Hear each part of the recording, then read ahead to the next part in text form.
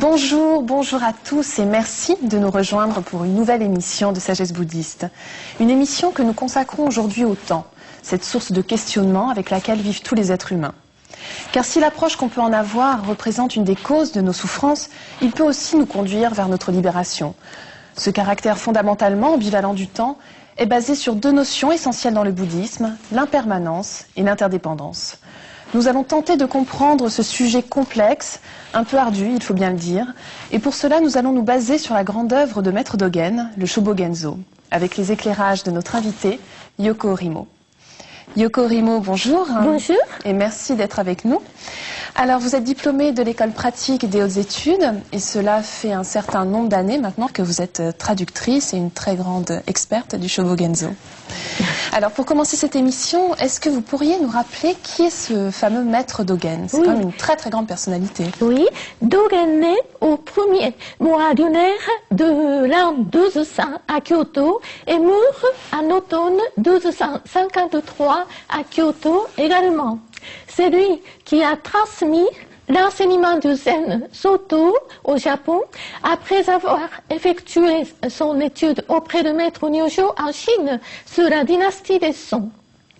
C'est un grand bouddhiste éminent, bien sûr, mais aussi Dogen est un grand poète et également un grand philosophe. Justement, venons-y un petit peu au Shobogenzo, puisque c'est l'œuvre majeure de Maître Dogen. Alors d'abord, parlez-nous un petit peu de la forme. Comment est-ce qu'il se présente? Shobogenzo, dans son ensemble, est une immense métaphore de la loi de l'univers, c'est-à-dire métaphore du Dharma, Dharma qui est le fondement même de cet univers entier des directions, également le fondement de toute la pensée bouddhique. Or, qui dit la métaphore dit l'image. Ce qui caractérise le discours de Shobogenzo, c'est justement cette abondance, la profusion des images poétiques. Le discours de Shobogenzo est un discours à voir, dans lequel l'écriture et la peinture, le dire et le voir ne font qu'un. Très bien. Alors revenons maintenant au thème qui nous intéresse aujourd'hui, qui est le temps. Donc dans le Shobogenzo, notamment, le temps est souvent associé à l'impermanence, donc à la souffrance.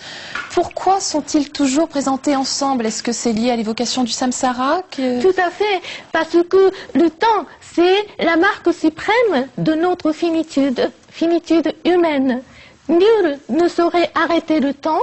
Le temps échappe à toutes nos tentatives de maîtrise. C'est aussi dans le temps que nous naissons, nous vieillissons, nous subissons les épreuves de la maladie et nous mourrons. En un mot, c'est dans le temps que se poursuit le cycle sans fin des naissances et des morts, c'est-à-dire le samsara. Alors, Yoko Rimo, on trouve dans votre livre, le tome 3 de la traduction du Shobogenzo, une série de dessins qui illustrent justement cette idée du temps à différents instants. Est-ce que vous pouvez nous en parler un petit peu? Oui, tout à fait. D'abord, une flèche horizontale qui représente le temps chronologique qui passe. Puis, un point. C'est le moment de la méditation assise où s'arrête l'écoulement du temps chronologique. Ensuite, une ligne verticale descend tout droit jusqu'à très fond de notre être par la puissance de la concentration de soi, c'est-à-dire samadhi. Apparaîtra alors un cercle atemporel, symbole de la plénitude et de l'infini. Le cercle représente également la demeure de la nature de l'éveillé par excellence. Et c'est là où doit se tracer la route vers la porte du salut. Enfin, le carré et le rectangle représentent le cadre de notre vie d'ici et maintenant, et aussi le cadre d'un tableau que l'homme éveillé doit réaliser à chaque instant, prenant pour matière justement sa vie d'ici et maintenant. Alors, on imagine qu'en fait, ce temps est représenté de différentes façons selon les traditions, selon les cultures. Est-ce que vous pouvez nous expliquer un petit peu les différences? Oui, même si les choses sont infiniment plus complexes en réalité, on peut par exemple rappeler que le contraste qui existe entre la conception linéaire du temps en Occident et la conception cyclique du temps en Orient, c'est-à-dire l'Inde et l'Asie. Et je voudrais également rappeler que la langue sino-japonaise ne possède que deux temps grammaticaux, c'est-à-dire le passé et le présent. Mais alors comment est-ce qu'on exprime le futur justement? Justement, le futur en tant que temps grammatical n'existe pas, donc il s'exprime sous la forme de supposition, de souhait ou d'intention ou de probabilité. Très bien. Alors prenons un exemple, celui du temps d'une journée. Oui. Comment est-ce qu'on l'exprime dans la tradition sino-japonaise? Oui, autrefois, dans la tradition sino-japonaise, une journée de 24 heures était divisée en 12 parties selon les 12 animaux du zodiaque chinois, comme le serpent, le coq, le tigre, le rat, le chien, etc. Par exemple, l'heure du rat désignait 23 heures, minuit, jusqu'à 1 heure du matin. Et donc, dans ce découpage du temps, il y a une 13e heure, si oui, on vous donc suit on bien. parle justement de la 13e heure. En réalité, c'est une heure qui n'existe pas, parce qu'il n'y a que 12 heures dans la journée. Et la 13e heure, c'est une heure qui n'existe pas. C'est un temps hors temps, temps utopique, dans lequel le temps chronologique et l'éternité ne font qu'un. Et si l'homme veut sortir de la temporalité, puisque la temporalité est profondément liée à la souffrance, puisque c'est le samsara, justement, cette éternité, cet ailleurs du temps doit être cherché, non pas à l'extérieur du temps, mais à l'intérieur du temps chronologique qui passe. Est-ce qu'en Occident, c'est un petit peu ce qu'on pourrait appeler l'extase? Tout à fait, oui, c'est au moment de la profonde concentration de soi que les pratiquants bouddhistes atteignent ce que Dogen appelle 13e heure. Très bien.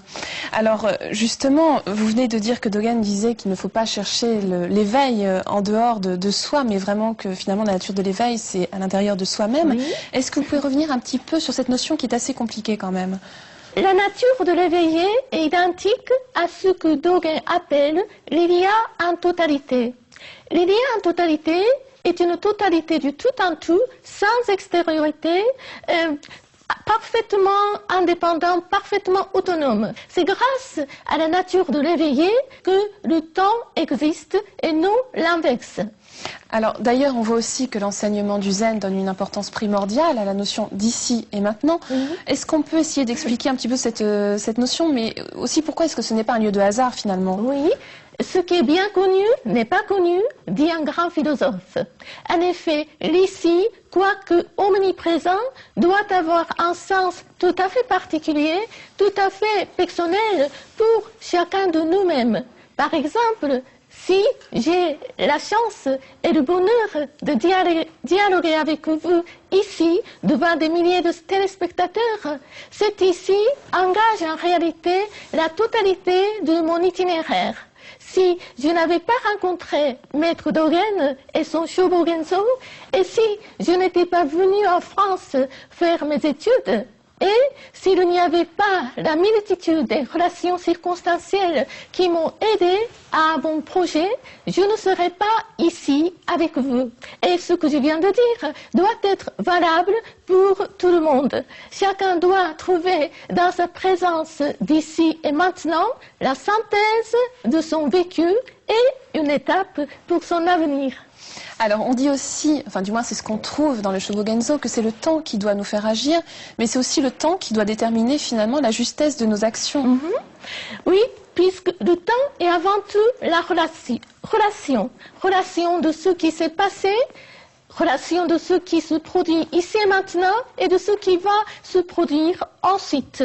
Et cette relation doit s'étendre jusqu'à la relation de tous les hommes et de tous les êtres de l'univers. Comment donc notre agir humain pourrait-il apporter du fruit si il n'est pas conforme à la volonté invisible et universelle de tous les existants de l'univers? 2. La passivité apparente de la vie mystique. Le mystique écoute et entend ce que j'appelle la résonance de l'univers. Alors c'est quoi cette résonance de l'univers justement? Je crois qu'il faut apprendre à écouter la résonance de l'univers auprès de la nature, puisque la nature prend ses formes couleurs en faisant écho aux 10 000 existants qui la composent, comme le ciel, la terre, le vent, la lumière, la lune, tout cela. Et dans la résonance qui existe entre un tout petit brin d'herbe et une rosée du matin, la totalité de l'univers est contenue en tant que résonance.